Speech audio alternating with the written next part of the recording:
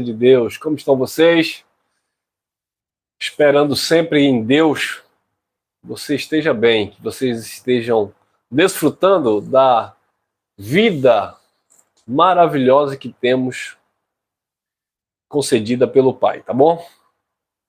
Queridos, eu quero falar sobre esse tema, a busca incessante pelos sinais, ou a busca pelos sinais.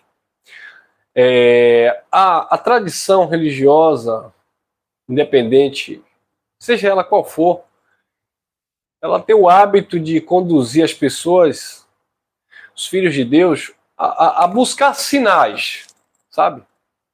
A fazer prova de Deus, a ter algum tipo de resposta da parte de Deus. E muitos filhos de Deus se apegam a isto. Muitos filhos de Deus se prendem a esta questão a ponto de não conseguir viver Deus, a ponto de não enxergar Deus na sua vida, na sua existência. O apóstolo Paulo, falando no livro de Atos dos Apóstolos, lá no capítulo 17, no versículo 24 em diante, no contexto onde Paulo diz que Deus não habita em templo feito por mão de homens, onde Deus não é servido por mão de homens como que necessitando de alguma coisa. E dentro do contexto o apóstolo diz: pois nele vivemos, respiramos, existimos. Ou seja, ele é tudo em todos, porque dele, por ele, para ele são todas as coisas. Então, uma vez que o Filho de Deus compreende que a vida dele está debaixo desta graça, desse favor imerecido de Deus, que ele não deve, ou não tem como, exigir nada da parte de Deus, exigir algo da parte de Deus, porque ele é quem ele é pela graça de Deus. Somos quem somos por sua graça. Como fazer algum tipo de exigência ao Eterno, ao Criador, como se fôssemos merecedores de alguma coisa? Como colocar Deus contra a parede, exigirmos da parte de Deus satisfação, como se Deus estivesse em dívida para comigo? Como um ser humano carregado de orgulho, de prejunção, prepotência, como que um ser humano ele pode pensar de que ele tem o direito de requerer, de exigir algo da parte de Deus? Mas muitas vezes a religião ensina isso. Eu já passei por vários segmentos, principalmente evangélico, né? E eu via muitas coisas do tipo exigência da parte de pessoas, cobrança da parte de pessoas. Deus tem que me mostrar um sinal. Se Deus não me mostrar um sinal... Eu já ouvi... Gente, o que eu estou falando é muito sério. Eu já ouvi pessoas dizendo assim: eu já falei para Deus, usando dessas palavras, eu já falei para Deus que se Deus não me responder, eu não vou mais atrás dele, eu não vou mais ser crente. Eu já falei para Deus que ele tem que me dar uma resposta esse ano. Eu já falei para Deus que se ele não agir, se ele não me der um sinal, eu não vou mais, sabe? Eu não vou mais me dedicar, eu não vou mais continuar, porque Deus tem que me responder. Quem já ouviu isso? A gente vê aí nesse sistema podre, né? Onde eles induzem as pessoas a isso. Faça prova de Deus. Deus tem que operar um sinal na sua vida. Deus tem que te responder. Queridos, Deus não tem que fazer nada, irmãos. Deus não é obrigado a nada não, irmãos. Aquela geração estava pedindo um sinal a Cristo. Ele disse: não se dará outro sinal a esta geração adúltera e incrédula, senão o sinal do profeta Jonas, que ficou 3 dias no ventre de um peixe. Porque uma geração incrédula, adúltera, que se achava no direito de cobrar de Deus alguma coisa, de que Deus tinha que operar um sinal, de que Deus tinha que provar algo. Deus não tem que provar algo para o ser humano, abençoado. Ah, mas eu orei, mas eu me consagrei, eu busquei. Sim, independente do que você tenha feito. Não é porque você merece, não. O próprio Jesus de Nazaré, no ministério ali como filho, ele dava o exemplo disso. Pai, se possível for, passa de mim esse cálice. Todavia seja feita a tua vontade.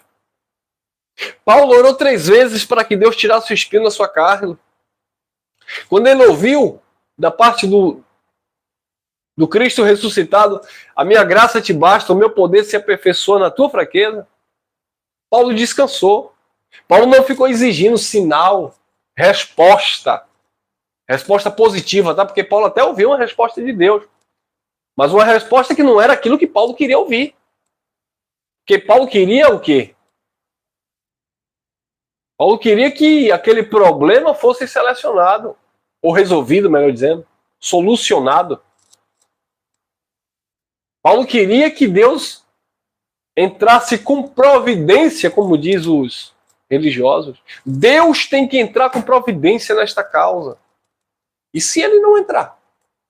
Você vai deixar de louvar o Eterno? Você vai deixar de viver para o Criador? Reconhecer como Senhor de sua vida? Porque ele não resolveu a questão X ou Y? Pessoas que se frustram na caminhada com Deus porque desejou tanto algo e não obteve, e aí se frustrou com Deus. Ah, mas eu pedi, Deus não me deu. Eu busquei, eu paguei o preço. E quem disse que é porque você buscou e pagou o preço? Você tem que fazer o que tem que ser feito.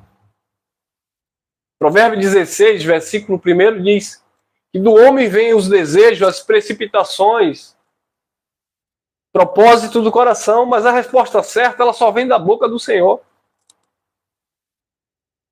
Volto a repetir, a nossa oração não é para que seja feita a minha vontade, é para que seja feita sempre a vontade de Deus. E a vontade dele é boa, perfeita e agradável, embora muitas vezes, dentro do nosso contexto, a gente não vai entender, mas a oração é para mudar a minha mentalidade em relação à mente de Deus. É para que o meu desejo esteja alinhado com o desejo de Deus, que a minha vontade esteja alinhada com a vontade de Deus. É para que haja paz na minha mente, no meu coração, porque vai prevalecer os propósitos dele. Jó disse: bem sei eu que tudo pode, e que nenhum dos teus decretos, nenhum dos teus propósitos poderão ser frustrados. Então, abençoados, eu não tenho que viver em busca de sinais positivos da parte de Deus, porque Deus me deve alguma coisa. Não. Eu tenho que viver por fé, direcionado pelo Espírito naquilo que o Pai preparou. Quando Deus disse para Abraão: sai da tua terra, da casa de teu pai, do meio da tua parentela, e vai para uma terra que eu te mostrarei, Abraão foi sem saber para onde ia, mas ele foi por fé. Ele não ficou ali cobrando de Deus: mas o Senhor vai ter que me mostrar para onde eu vou. O Senhor vai ter que me direcionar no sentido de se eu quero ou não aquilo. Não, não é assim. João capítulo 3, versículo 8, diz que o vento sopra, ouve-se a sua voz, mas ninguém vê. Não sabe de onde vem nem para onde vai. Você sente o vento, você não vê o vento. Você ouve a voz, o barulho do vento. Não sabe de onde o vento veio nem para onde está indo. Aí disse o escritor: assim são aqueles que são nascidos do Espírito. Quem é nascido do Espírito é direcionado pela vontade do Pai, abençoado. Que descansa no entendimento que vem da parte de Deus. Que vive o projeto e o plano de Deus. Os sinais de Deus vai acontecer na sua vida e você vai vivendo por fé. Não é os sinais que você pede a Deus. É a vida com Deus que vai te direcionando. Você vai sendo conduzido por fé. Ah, mas eu quero um sinal, Deus tem que me responder, Deus tem que falar comigo. Querido, a nossa vida, o ar que respiramos, a paz de espírito, já são sinais suficientes de Deus na nossa vida. Deus não tem que provar mais nada. Sabe, abençoados? A justiça de Deus já opera em nossas vidas. As bênçãos do Eterno já estão sobre as nossas vidas. Eu não tenho que me preocupar. Deus não tem que ficar se sentindo coagido, cobrado, porque você se acha merecedor de alguma coisa.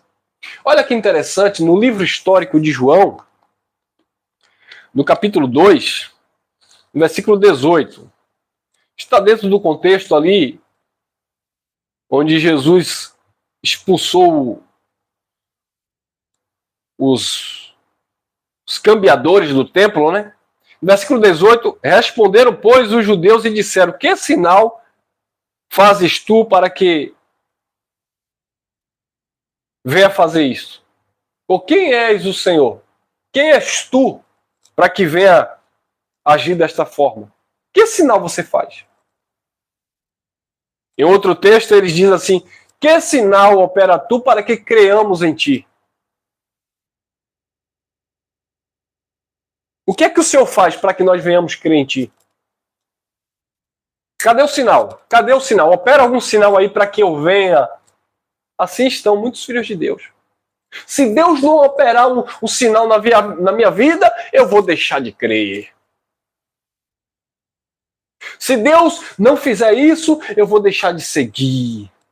Se Deus não fizer aquilo, Deus não é comigo. Porque para Deus ser na minha vida, Ele tem que mostrar para mim que Ele é. Porque eu sou um homem, eu sou uma mulher de oração, eu sou uma pessoa que tem uma vida no altar. O quê? Que sinal fazes? Que sinal mostra? Que sinal tu opera para que venha fazer isto? Quem é o Senhor? Que sinal operas tu para que creamos em ti, para que vejamos e creamos em ti? Deus tem que dar um sinal.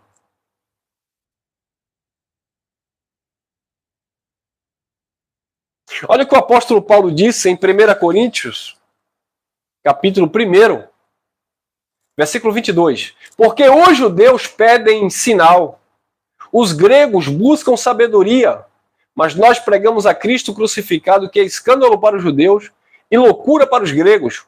Mas para os que são chamados, tanto judeus como gregos, lhes pregamos a Cristo, poder de Deus e sabedoria de Deus. Então Deus não tem que provar nada para ninguém. Não tem que operar sinal para mostrar que Ele é contigo. Ah, não, porque eu conheço a palavra, eu conheço a graça de Deus, o Evangelho, então Deus tem que me provar algo, porque senão eu vou deixar de manter minha comunhão com Ele. E vai perder você.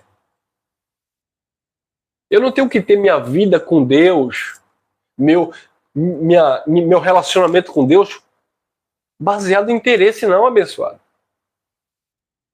Deus não se vende. Sabe? Deus não se deixa levar pelas tuas emoções. Não é porque nós merecemos algo, não é porque Deus é obrigado a fazer algo, não. Ele faz porque Ele quer. Porque Ele é bondoso, porque Ele é maravilhoso, porque Ele é misericordioso. Ah, se nós entendêssemos isso. Falta as pessoas entenderem isso. E deixarem de estar cobrando Deus. E agradecendo por sua bondade, por sua graça e por sua misericórdia. Amém? Não viva atrás de sinais. A tua vida já é um sinal de que Deus é maravilhoso e que Ele está em ti pelo Espírito do Pai. O Espírito do Eterno que te direciona em toda a verdade. Amém? Graça e paz, graça eterna.